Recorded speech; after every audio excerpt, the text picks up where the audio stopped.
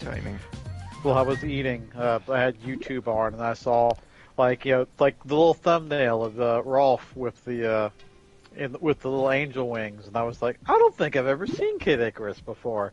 And I scrolled down, I was like, uploaded 5 hours ago. I was like, oh, yeah, that explains it.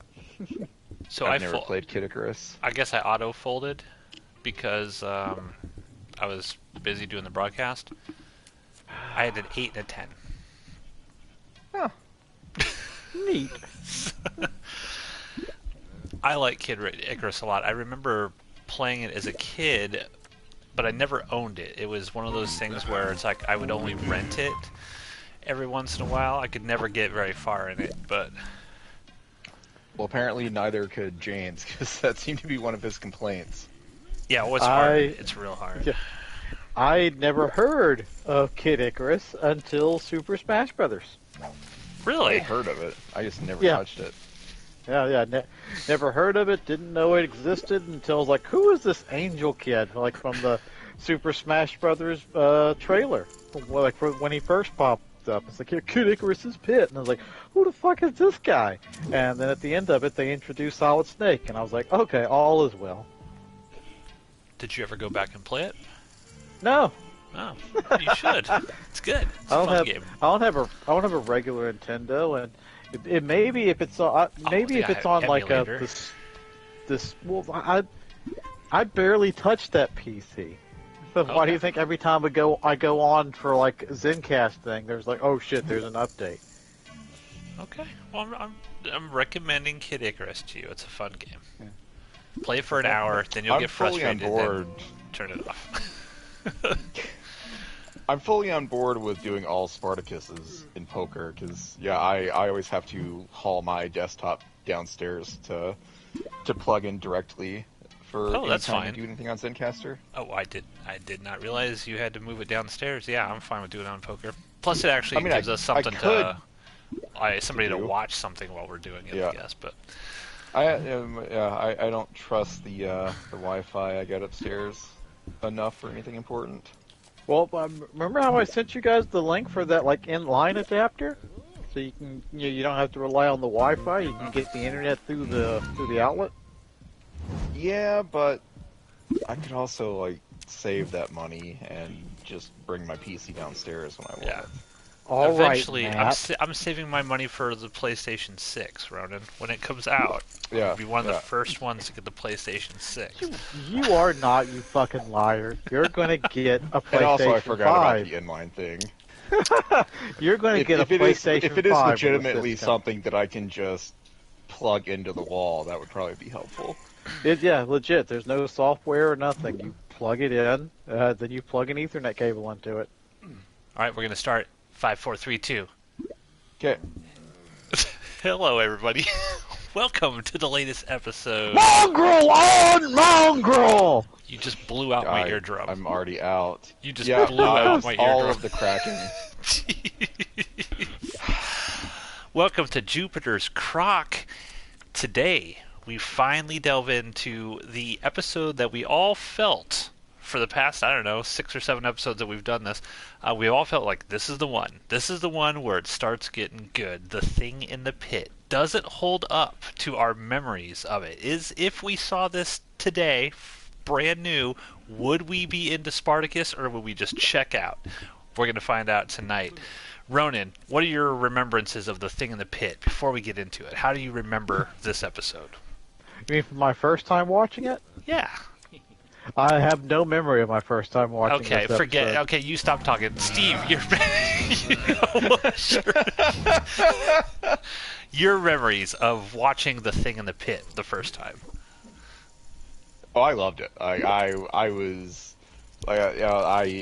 told to pretty much suffer. And this is Matt telling me this. Matt told me, you kind of got to just deal with episodes 1, 2, and 3. But then episode 4 is what's going to get you, and you were absolutely correct. Episode 4 is fantastic, and it still holds up today. And that's the episode. Thank you for listening, everybody. We'll be back next week. Well, let's get into this. Ploticus, tell us, how does The Thing in the Pit get going? Oh god, this is going to be tough because now I'm actually doing something in addition to talking. You were the one. You just said you wanted us to do poker. Yep. You Yeah, did. I did. I mean, it doesn't mean it's not going to be difficult. Continue. Why do we have Ronan on this show? So it starts with Badiatus pretty much recognizing that he has been an idiot for constantly rescuing Spartacus. So they bring Spartacus to the edge of the cliff that Badiatus's ludus is built over. And they throw Spartacus on the ground, right on the edge of the cliff, and Badiatus is holding a sword to him, and Badiatus is basically what the fuck? And Badiatus reveals that he knows everything that Spartacus did. He knows that Spartacus fucked over Gnaeus in the last episode. He knows that Spartacus basically schemed his way into the Primus against Crixus. And Badiatus would have been fine with that if he had fucking won, but he didn't. He lost the crowd, is what Badiatus keeps telling him. But the crowd was the key to everything. That was the key to Badiatus' success. And through Badiatus' success, Badiatus would have been able to find Spartacus' wife, but no, Spartacus, you fucked up. So Badiatus is just laying into him, and for whatever reason, continues to not kill him. But he tells Spartacus, you're no longer a gladiator. I am going to get my return on investment out of you, because you are going to the pit. And so the next day, Spartacus and Curza, who apparently also lost a fight in the arena, but I guess got spared in execution. Deleted scene somewhere. Yeah, did Curza even fight last episode? I don't remember. I don't think it must just been something that happened off screen. But anyways, Yeah. Spartacus and Curza are going to get sent to the pit, and all of the other gladiators. Before you get into that, you mentioned that you don't understand why Badiatus doesn't just kill Spartacus at the beginning of this, and I think the whole thing comes down to money. Because he spent so much money on Spartacus that he's like, I have to get something back for him. And this comes back, later on with the necklace, which we'll talk about, where, the necklace was really expensive and they don't get back what they needed from it. I think the same thing, that's what he's thinking. He's like, I'm just going to make as much money off him as I can before he inevitably dies in the pit. See, I can understand that, but I also don't think it just so happened that Spartacus ended up being amazing in the arena after a little bit of training. I can't buy that Badiatus was going to make more out of the pits than he would through the actual games if he just gave the audience Spartacus's blood, which is what they wanted. I don't know, because because the thing that you mentioned where he's pissed off at Spartacus because Spartacus kind of lost the crowd. Badiatus arguably lost the crowd by allowing him to live in the first place. At the very end of that, because even Lucretia's like, how could you have let him live? How is that even possible? It would have been in Badiatus's best interest to let Spartacus die, because that would mean that the crowd was impressed and happy with Badiatus's offering, which would make it more likely that he's going to get invited back for more games. Yeah! Sorry, go ahead. Suck a dick. Suck a Anyways, dick. I stand by what I said. Badiatus is continuing 7-2 offsuit. Badiatus continues to let Spartacus live. But anyways, it's time for Spartacus to go to the pit, and Asher and Barca are just throwing dirt and shit on him. I guess you gotta look like a pit creature to yeah, go they to tell the pit. him they're told to prepare Spartacus for the pit, and yeah, like you said, their whole thing for how you prepare him is you just kind of pick dust up and dirt and throw it on him. It's like, how is They this could have been like, "Hey, preparation for what? Spartacus, roll around in the sand for a few minutes," and it would have the same effect. But anyways, the other gladiators aside from Varro have lost any and all respect they had for Spartacus and Curza. They're constantly shit talking them, and so while the other gladiators are still fighting, or they're training rather, Spartacus and Curza are chained to a wall, and Curza is incredulous. He's like, I'm not gonna die in the fucking pit. I am going to fuck them all. cut to the pit, and Kurza is getting smashed in the head with a giant sledgehammer by some guy named Ixion, who is not an electric unicorn. Shout out to anyone that gets that reference. But Ixion cuts off Kurza's face, and later on you see he is wearing Kurza's face as a mask. And That is a very nice Chainsaw Massacre reference. Yeah, I will say that I think that shot, that transition from Kurza to getting hit in the face with that hammer, that's probably the moment that I fell in love with the show. Because I'm like, that is so cool. I mean, he literally just stands there and wham, it's such a perfect transition. Yep. I also read in the trivia for this episode that the guy that plays Naeus also plays Ixion, so this guy is apparently he comes back all throughout the series.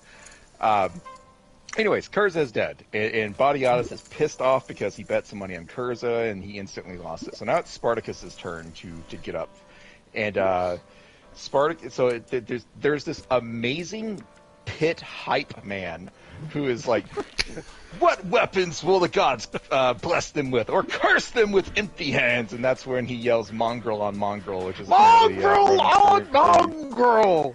Yep, so great. Enjoy fixing that in post, Matt. I'm leaving it. So this guy is awesome, and so the two gladiators, or the two, I guess, former gladiators show up. It's the Spartacus against some guy whose name isn't worth remembering, and they don't just get to pick weapons. They instead basically draw weapons out of they pick it out of a hat. And so you never know what weapon you're going to get. And so this chick, you're missing the point. Like, this chick comes out there, she's missing an arm. She's wearing like a weird dildo thing. She comes out with like a bucket that has like bones or something in it. And you draw from there the item that you're going to put, two weapons that you're going to get. Yeah. I mean, that's neat and all, but she's not important. Not important. Don't care about her. Don't even know her name. Not going to look it up. So they draw weapons, and Spartacus' opponent draws a weapon. I don't remember what it's called, but it's basically like brass knuckles with like nails sticking out of the end of it. And Spartacus draws a caestus, which is basically just the brass knuckles. He's missing the nail, and so Bark is like, Spartacus is at a disadvantage, and Badiatus just looks over at him like, no, big fucking deal. You tell me something I don't fucking know. He's so angry at this point in the episode. He's basically telling Barca, thank you, Mr. Fucking Obvious. So they go to fight, and this dude, the opponent, takes like the nail of his brass nail knuckles and like just shoves it into his mouth and just fucking digs around with this nail in his mouth and spits blood on Spartacus. So if Spartacus doesn't kill him, like the infection's going to take him out 2 or 3 weeks from now. It's great. But they fight. And Spartacus is immediately getting wrecked by this guy. Badiatus he's bet everything on Spartacus. He's fucking, Spartacus, you done fucked me again. But Spartacus ends up winning. He shoves there's a random like hook hanging off a chain in the arena, and Spartacus shoves the hook like under the guy's neck and kills him. Thoughts? Because that's like the opening of the episode, and it's great.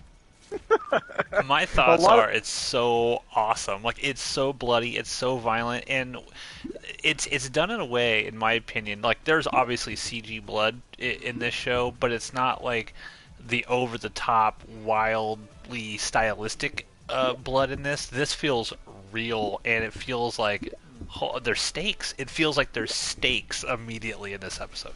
Yeah, like the previous couple episodes, anytime someone bleeds, it's like, it's not just a little bit of blood or blood like kind of splattering out of them. It's like someone put up a green screen behind Spartacus, and they fill the entire screen with blood. They kind of move away from that to an extent in this episode, and I think the show is better off for it.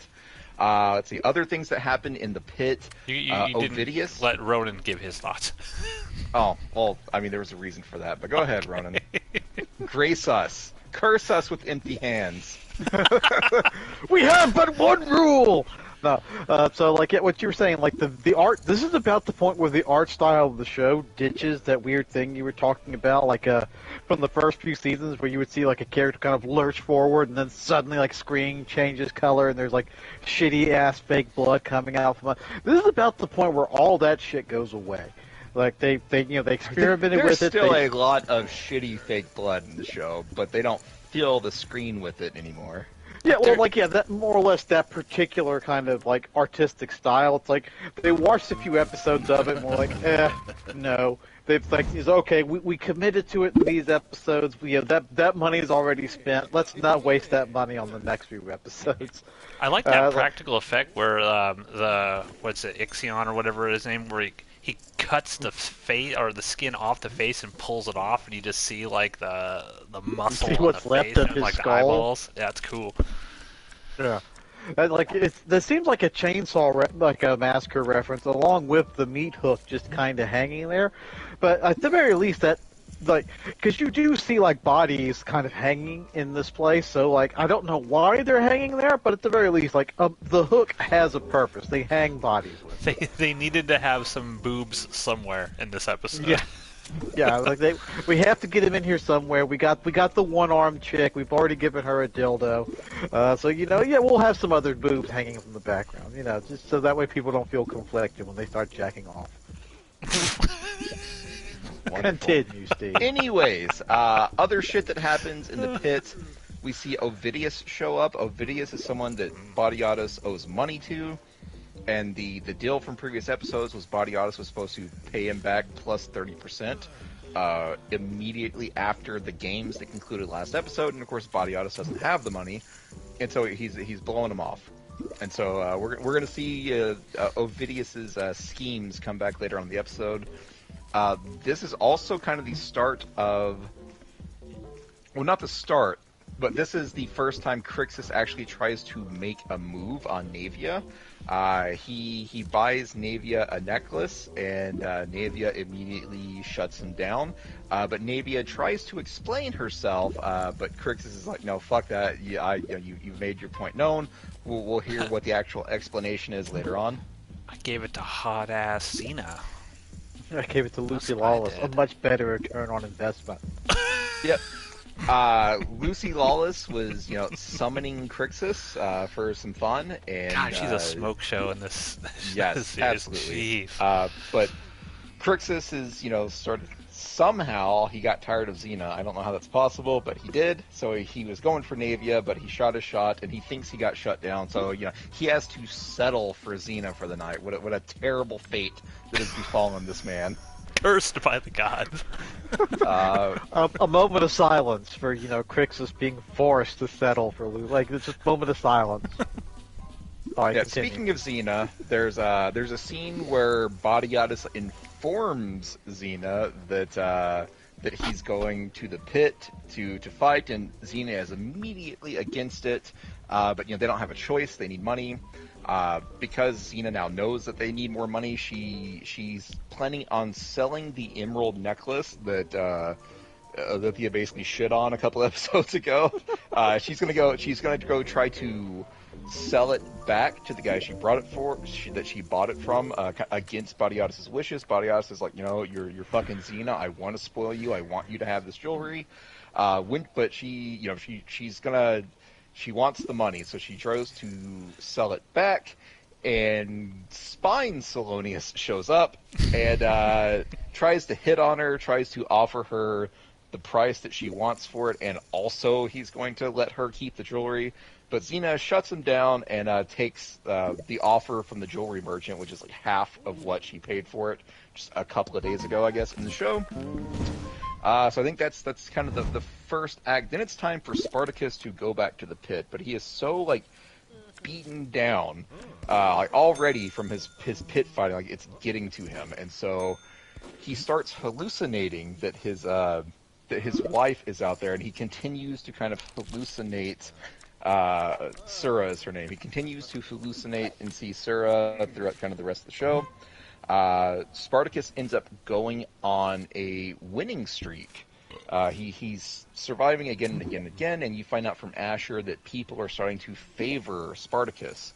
And it hits to a point where Spartacus has a dream about Sura, and Sura tells him, you can't do this anymore, this is going to destroy you. And Spartacus decides, you know what, I'm done with this. And so he talks to Badiatus, and he tells Badiatus, my days in the pit are done. And Batiatus is like, are you shitting me? You don't get to tell me what you will or will not do. I am in charge here. But then Spartacus, after like Batiatus like has to tell Spartacus like, speak your plain fucking words now because I am tired of your bullshit. Like his patience for Spartacus has completely run out. Even though Spartacus is making him a lot of money. There's that sequence with Asher where it's like, we've almost made as much money. You know, all the debts are almost paid. Yeah. And Batiatus is Batiatus very specifically says, pay everyone but Ovidius because fuck him. But anyway, Spartacus makes a deal with Batiatus. Spartacus says, bet against me. Put all of your money on the other guy, and I will take a dive. I will let myself be killed in the pit. So you'll get all your money back. All I want is a promise that you will continue searching for my wife, even after I'm gone. And and find her and enslave her in your Ludus. Yes. Again, Spartacus didn't read the. He just scrolled to the bottom and clicked "I agree" on the terms that Batiatus was offering. But Batiatus agrees, and so Batiatus is planning on this being Spartacus's last day on Earth, essentially. What else happens before that? Vero comes to Spartacus, and there's this kind of humorous scene where Spartacus is talking to Ghost Sura while Vero is talking to Spartacus, and Spartacus starts telling Vero, like, I will protect you, I have to save you, and Vero's like, what the shit are you talking about? Well, there's this really great sequence, I think it's even earlier than that, and Vero's awesome in this episode, and this is what really makes Vero such a great character and ultimately a tragic character because he's such a good dude. Not only does he stand up for Spartacus when he's brought back from the pit, and they're like, he's not a gladiator anymore. So there's a whole thing where one of the gladiators like, he can't sleep here. He's not a gladiator any longer. If he sleeps here, I'm going to kill him. He will not wake up tomorrow. Yeah, and Vero just stands up and doesn't even say anything. The other guy just knows to back down. Yeah, because it's shown that Vero's badass. Like Vero is actually like going up the hierarchy of gladiators. Yes, there's a scene at some point in the middle of the episode where Batiatus is talking to, it might be Doctore, I don't remember who, but he tells Doctore, like, of everyone in my Ludus, Crixus is the only person that the crowd wants to see, and of all the new recruits that we bought recently, Vero is the only one that shows any promise.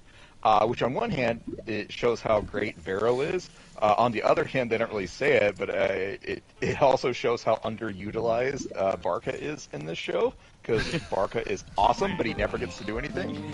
You never see Barca do anything in he doesn't. You don't ever see him as a gladiator in any of these like either show that he's in. He never has an actual match in the arena in any show. He has a quick scaffold match with one of the recruits in Gods of the Earth. I don't count that. That doesn't count. Well, what's also interesting? Hey, it's the only time Barca does anything. What's also interesting is in the episode Legends, they go out of their way to say that Barca is a legend. So they do the whole thing where he killed 100 people in the arena and his dad was the final person he kills. So the show itself has said how awesome Barca is, but then they never let Barca do anything. It's the example of show, don't tell. They don't show us how badass he is. They just tell us how badass he is because this is a spoiler for a few minutes ahead. Like when they get attacked by fucking thieves, like Barca fails to actually protect Batiatus. He gets jumped and I think he gets beat up. He's the only one who gets hurt in the Gods of the Arena show when they go after. What was his name? Ovidius and stuff. Like Barca gets beat up. Tullius. Yeah, Tullius. Come on, Ronan. That's it. Come on. Because Barca gets beat up then too.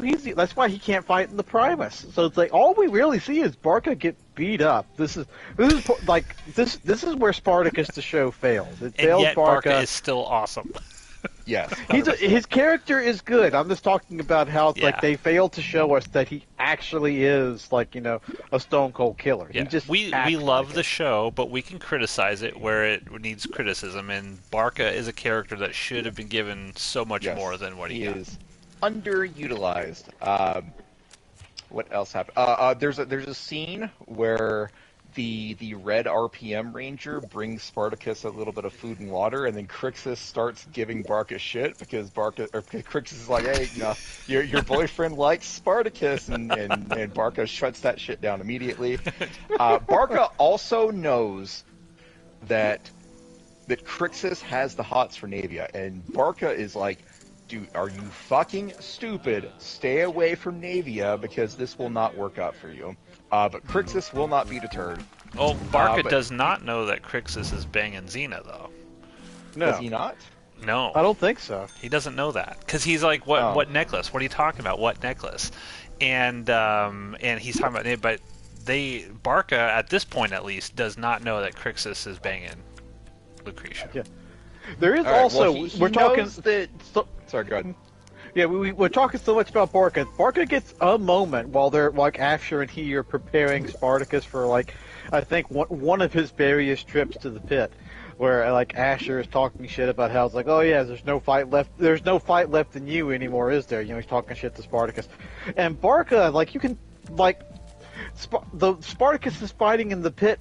This is a subtle little nod to let you know that he's actually kind of won Barca over a little bit. He'd never like openly admit it, but he understands that like Spartacus, is fucking dangerous because he bashes off Asher, telling him like he saves his fury for the pits, a place where you wouldn't last a fucking moment, worm. Spartacus kind of wins over Barca a little bit. Nice slight little character moment there. Because I think what's also interesting about that is Barca and Asher are the only ones that are like the quote. I know Asher's not technically a gladiator any longer, but they are the only gladiators that are actually witnessing what Spartacus is doing in the pit, right? So when Spartacus comes back to the Ludus, all the other gladiators, Crixus, they all think it's like he's. It's a huge dishonor to go to the pit. Huge dishonor. But they're kind of like, he's like kicking some ass here. I don't know how he's kicking the ass, but he keeps coming out on top. The gods must be with him, sort of, so to speak. But one other thing about Vero that I wanted to mention real quick. What I love, he has this thing where he's trying to get Spartacus a mandrake root so that he can like at least not feel pain when he's going into the pit, and Spartacus kind of like refuses it and whatnot. But Vero has this really cool moment where he tells Spartacus, he's like, I used to go to the pit to bet, and it seems like a way where he lost a lot of the money. Like part of the reason why Vero is now a gladiator is trying to pay off all these debts, partly because he went to the pit and he bet on all these people, and Vero's like, I have seen people go mad. Like, something happens to people down there when they're fighting in this kind of brutal winner-take-all thing. They kind of become feral in a way, and he sees that in Spartacus, and he's trying his best to like be that grip to reality for Spartacus, but Spartacus is already like gone, right? He's just thinking of Sura and he's hallucinating about Sura. But I love that about Vero, that he's like trying to be there for his friend, and then when they take Spartacus back to the pit, he's like literally holding out the mandrake root. Take the root. Take it, Spartacus. I'm like, that's a good friend. That's a really good friend. Vero was solid homie moment for a while he was there. All right, so I'm trying to get us to the final fight. The only other thing that happens, we talked about what Vero did, what Barca did. Navia gets like a little bit of time to do something after doing absolutely nothing through Gods of the Arena. Navia tells one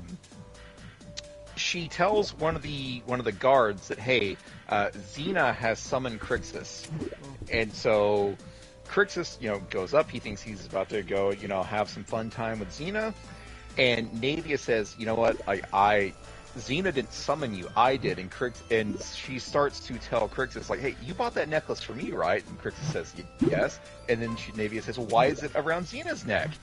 And Crixus is like, are you shitting me? You like shut me down and now you're upset I gave the necklace to Xena? But then Navia clarifies, it's like, look, I I didn't want to turn down the necklace, but do you not fucking realize that if I suddenly showed up to my slave duties wearing a necklace, that Xena would have realized something was up? And Crixus is like, ah, shit, I'm an idiot. And so Navia is future leader of the rebellion. Yes. Navia is just like shit-talking Crixus like, you stupid motherfucker. And then Crixus just kisses her, and she's like, you really are that fucking dumb. Guard, get Crixus out of here. I guess the guard didn't think that, he didn't really, go to see Xena. That was a short call. Okay, but that's it. All right, so we talked about Vera, we talked about Varka, we talked about Navia. Like, those are and Crixus. Those are like the only people that do anything of note before the final fight. So now it's final fight time. Spartacus is going to go and have this final battle. He's planning on dying, but Badiatus tells him, make it look convincing, because we don't want people to suspect take a that dive anything in the illicit third round, is going on in this underground pit fighting. But Because Spartacus Lucretia's been saying it's dangerous. I'm scared that you're going to be down there. Yeah, and we see one. Xena gets a pretty massive "I told you so" at this episode. But Spartacus is fighting Ixion, who is now wearing Kurza's face, and so they're fighting. And you get the feeling that Spartacus could easily win. Like, he is constantly just taking little pieces out of Ixion. But finally he gets knocked down, and Spartacus is like, all right, you see, at one point you see Badiatus kind of mumbling, not yet, you guys make it look good. But there's a moment where Spartacus is on the ground, he looks up at Badiatus, and Badiatus kind of gives him the nod, and Spartacus is ready to just accept his fate. But then Spartacus notices that a couple of guys are coming with daggers towards Badiatus. Spartacus has no idea who the fuck Ovidius is. He just knows that someone is about to kill Badiatus, and if Badiatus dies, Sura will never be free. And so Spartacus gets up. He quickly kills Ixion with Ixion drew two axes as weapons. He takes one, he kills Ixion, and then he fucking throws it and just daggers this dude in the back, because throwing weapons is apparently Spartacus's thing. Barca completely fails to protect Badiatus at all. Well, he kills one of the guys. He kills one of them. He goes overboard. He's just like, okay, I've killed you. Now I'm going to kill the fuck out of you. Because he's like, hey man, I didn't know there were two. Yeah, that's a pretty and shitty bodyguard like, answer. open your fucking eyes, or I'm going to cut them the fuck out. But that is not an answer now, you want Spartacus from your has bodyguard. no idea. No. Spartacus, he survives. He was supposed to die, so nothing has gone right. Spartacus is alive, and Badiatus has lost all of his money, and Badiatus is injured. And so the Badiatus and Asher and Barca drag one of the killers outside. They discover that the killer, or the attempted killer, is a slave, and they notice a brand or a tattoo on the slave, and Badiatus is just fucking pissed off that someone was going to send slaves to kill him, and so he orders Asher, find out who these slaves belong to, because I'm gonna fucking get them. It seems so obvious that these are Ovidius's people, but the Badiatus doesn't connect the dots. So then we cut back to the Ludus, and Spartacus and Badiatus are having a talk. Prior to this, Badiatus goes to Xena, where Xena gives him the "I told you" that he absolutely deserves, and Xena's, why do you continue to protect Spartacus? Fucking kill this guy. He's bad news. Yeah, she tells him, she's like, she's going to bring the curse. Xena. Yeah, Spartacus is cursed, and he's going to bring the curse onto this house. Yep. So the episode ends where it began, right on the edge, the cliff that this Ludus is built on, and it's Badiatus and Spartacus and Doctore, and they're talking, and Badiatus is like, we had a deal, you were supposed to die, and you're alive. But Spartacus points out, wait, so are you, thanks to me. And so they end up coming to an agreement. Badiatus will continue to search for Spartacus's wife, and in return for Spartacus saving Badiatus' life, he will no longer fight in the pits, and Spartacus, as soon as he is healed up, will return to being a gladiator. Episode's fucking fantastic. Yeah, I mean this is if we're watching these sort of like in air date order, this is the first great episode of Spartacus. This is the show that really got me on board with it. I still liked the first ones, my initial watch, but this is the one that was like, okay, the storytelling is going to another level here, and yeah, I love this episode. 10 out of 10 for me. This is an amazing episode. Yeah, this episode is so good, and it's even like future episodes make me appreciate this episode so much more, because at this moment, at the end of episode 4, Batiatus is still in charge, Spartacus is still a slave, everyone knows what the hierarchy in play here is, but you feel like it's not friendship, but there's like a mutual respect, maybe going so far as a bond between Spartacus and Batiatus at this point, which makes Batiatus's actual fucking betrayal later in the series hurt so much fucking worse. Yeah, and I think Spartacus even thinks that, oh, we're kind of friends, not friends, but all right, we're on good terms. An understanding is forming, It's like there's like maybe not a friendship thing, although that definitely does, bizarrely enough, start to form later on in the show. But at this moment, it's just there is they finally actually understand. They have an understanding of each other at this moment in time.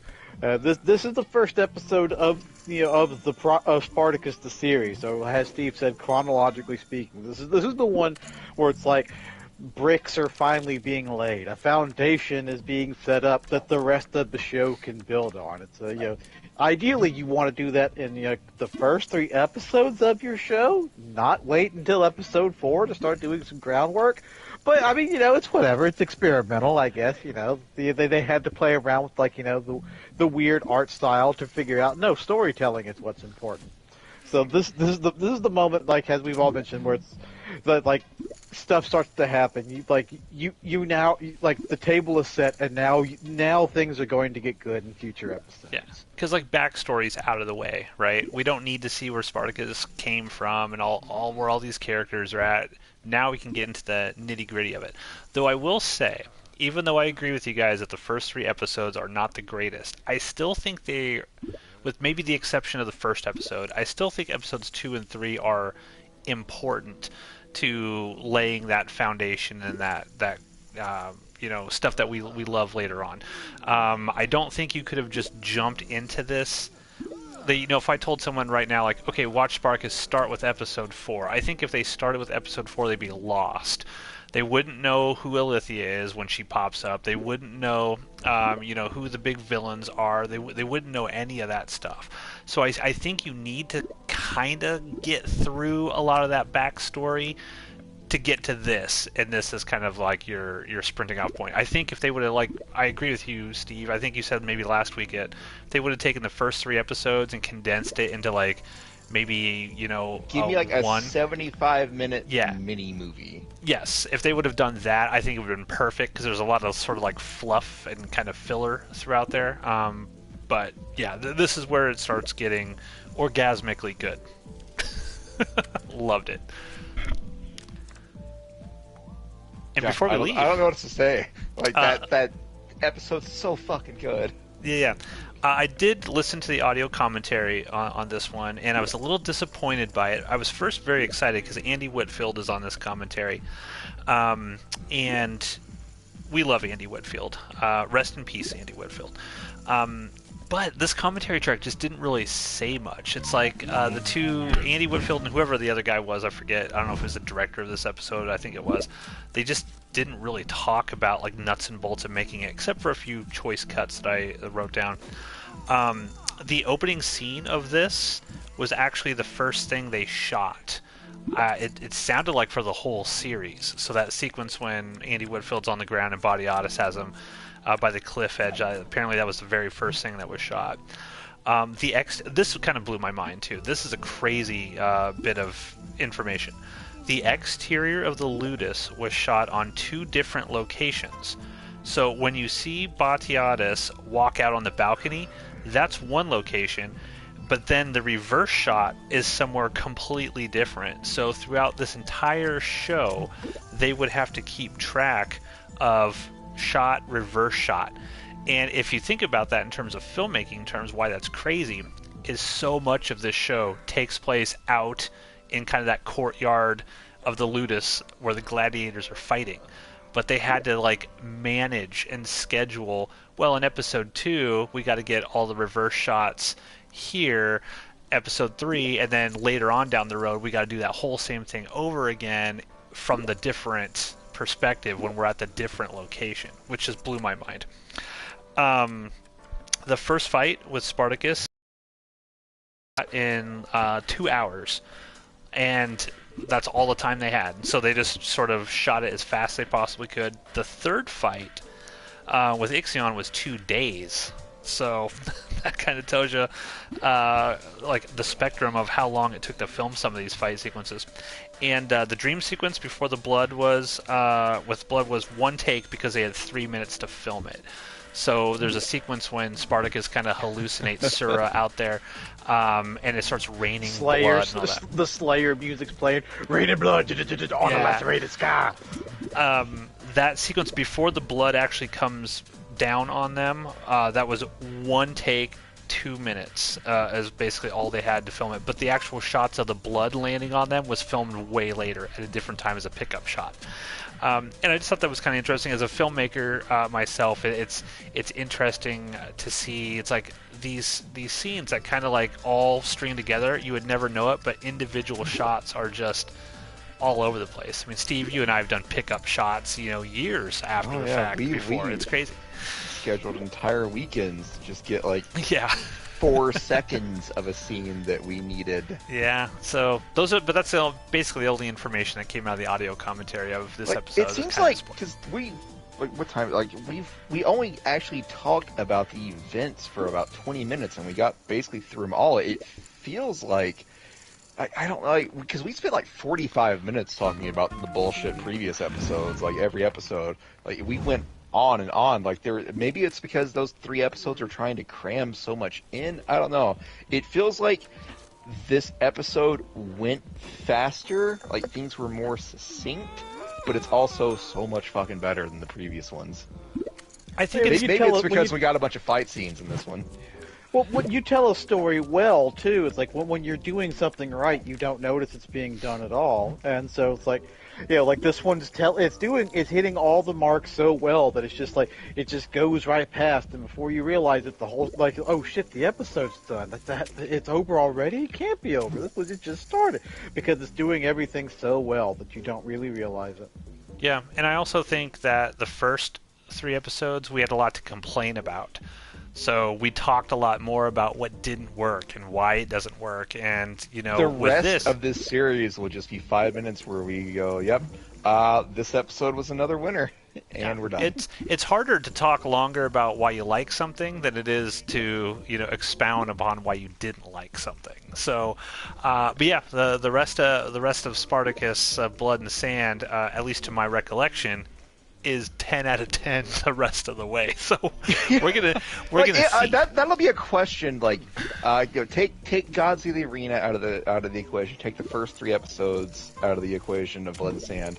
Like, I think we're all on board with the rest of this series is amazing. At the end of this 39 episode thing that we're doing, like we should like. I want to know, like, what do you think is the worst of the remaining episodes? Because I feel like everything is a winner from here on out, but they can't all be that good, can they? I would think that maybe in the final season, again, this is kind of spoilery, but in the final season, maybe there are some not so good, or at least episodes that don't feel quite right, if only because that whole 3rd season at a certain point just feels really rushed. But I think we've mentioned that before. So possibly in the final season, there might be some episodes that just don't work quite right. Maybe they don't suck, but at the same time, you're like, oh, this one just didn't nail it. It didn't work. Yeah, maybe. I agree with that. I think in Vengeance, there's going to be a few episodes where, like, they went too fast with that. They needed to let some plot breathe here. In particular, I'm thinking the episode where Crixus finally goes out on his own and has his like final battle, so to speak. Maybe that's just because I love Crixus and I love that character so much, but to me, in my memory, it's just so rushed. It feels so quick, and then it's over. I haven't watched that final season in years. I remember, part of me thinks that all of that happened in one episode. He said like he left the group and then kind of left the show. It feels in one like episode. it. Yeah, but that's I my don't know if recollection. that's true. But we'll find out. We'll find know out when we get only there. like another, I don't know, 5-6 months before we get there. What's the next episode title here? For next it's on a different disc. I don't know. Hang on. Okay. Shadow Games. Shadow Games. All right. Folks, thanks for listening to another episode of Jupiter's Croc. Next week, we're going to be back with Shadow Games. I hope Alithia shows up looking fine as hell. I've missed her for quite a while, for the past couple episodes. And we'll see. Well, we'll see. Is Shadow Games just as good as The Thing in the Pit? Or does it go on a slow downward trajectory from here? We'll see. I'm looking at what happened. No, next episode's going to be another winner. Okay. Just saying. But hey, Okay. it's the end of another Outpost Unknown poker game. So the next hand, we got to go all in blind. Okay. Let's do It's this. my hand right now. Do I go on? Oh, okay, fuck. I'm just gonna go all in. Next I week. mean, no, you okay, can, but we were talking about next hand. Like, get All right, with the program running. We've only been doing this for like a year. Yeah. And it always fucks me. So I'm a That's little. why it's fun. Yeah. Is it? Is it? I mean, no. I'm having a good time. I want to get to the episode, the sad Vero episode. I can't God. wait to hear Steve's reaction when he has to revisit Ah, that. it hurts. I can't And wait they next do it in such a episode- brilliant way too. That it makes it hurt even more the way they do it. Yeah, I can't wait for the next sex orgy episode. Those wild sex episodes are always good. It's always good to hear Steve squirm because he doesn't like to describe what's happening. Those are. Oh, always I'm just gonna fun. be like, oh yeah, they're banging. Everybody is of age, thank God. All right, come on, hand, get done. We got to go all in. Next episode, just gonna say, the shadow of death appears. Yeah, I knew that was either the next episode or the episode after that is when that pops up. All right, all in, going all in. Not All looking in. at my cards. All right. Let's see if anyone at the table is brave enough to follow our lead. Okay. Well, some of these guys, like the guy next to me in the weird fucking hat, he's sitting on a mountain of fat cash. I am not looking at my cards. Not looking at my I'm cards. just going Raise. all in. All in. With whatever I got here. Yeah. And folks, anyone out there listening to this is why you got to stick to the end of any of our poker tournaments so that you can see what exactly happens here. The dude in the weird fuzzy hat, he's feeling the spirit. Oh yeah. Yeah. Oh man. We got lots of people. Yeah. Oh yeah.